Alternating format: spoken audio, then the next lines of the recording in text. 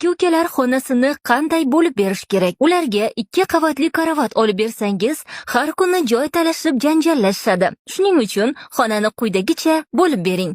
Birinchi bo'lib temir karkas o'rnatamiz. Uning ustiga yog'och taglik yasab qo'yamiz. Qulay va yumshoq 2 matras o'rnatamiz. Qo'shimcha qulaylik uchun yostiqchalar ham qo'shamiz. 2 karavot o'rtasida komod javon o'rnatamiz. Karavot oyoq tomoniga esa bolalarning uy kiyimlari uchun kichik shkaf qo'yamiz. Shkaf o'rtasiga ko'tariladigan deraza o'rnatiladi.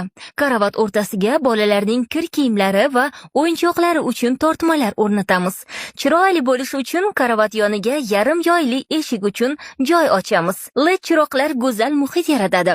Surma eshik esa zamonaviylik qo'shadi. Xonada havoni doimiy yangilab turish uchun shamollatish tizimi o'rnatamiz.